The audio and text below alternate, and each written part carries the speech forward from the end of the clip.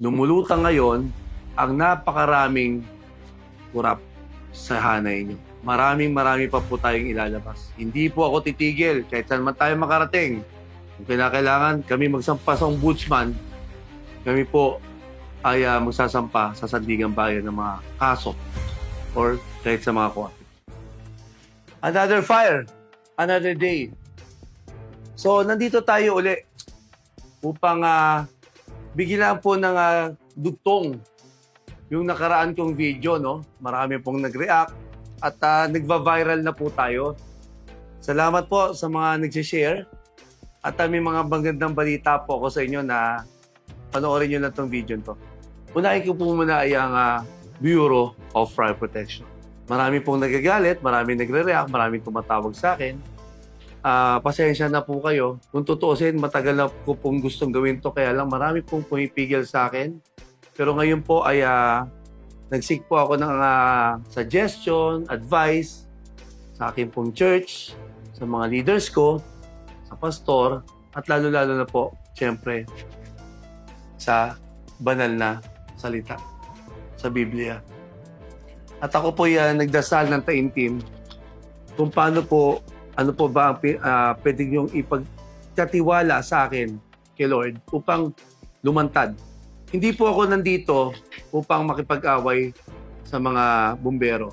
Kami po ay katuwang nyo sa trabaho. We share the same advocacy.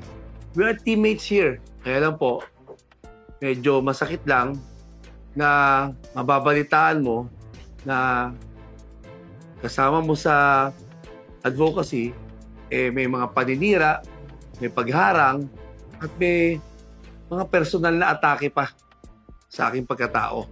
Kaya po ako nandito, hindi po para gumante, kundi para itama lamang po yung matagal na mali.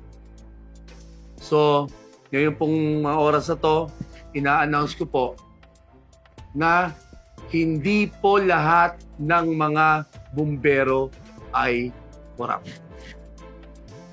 Inuulit ko po, saludo po ako, mga sir, mga ma'am, sa inyo na alam ang tama at gumagawa ng tama. Kami po ay talagang humahanga sa mga katulad nyo. Dahil po, diyan po ay lulutang ang tunay na kabayanihan. Ang tunay na pagligtas ng buhay. Ang tunay na pagprepara sa oras ng sakuna. At walang bahid ng anuman pong masamang gawain. Walang bahid ng korupsyon. Walang bahid po ng pagnanakaw. Walang bahid po ng gawaing malayong-malayo sa katotohanan at tama. Kaya po, hindi po lahat. Inuulit ko po, hindi ko po sinisira ang hanay ng bumbero o maging Bureau of Fire Protection. Napakarami pong matino. Makikita niyo po yan sa mga aksidente, sa mga, hindi lang sa sunog, even po pag dumarating po ang kalamidad. Sila po ang frontline dyan. Sir, ma'am, grabe po. Kaya lang po, lumulutang ngayon ang napakaraming kurap sa hanay nyo. At ako po'y tumutulong na pagdating po dyan. Marami pa po tayong ilalabas. Hindi po ako titigil kahit saan man tayo makarating. Hindi po ako titigil. So, supportahan ko po yung mga sinabi ko. At yan po ay pagtitibayin natin. Kung kailangan kami magsampa sa ombudsman, kami po ay magsasampa sa sandigang bayan ng mga kaso or kahit sa mga korte.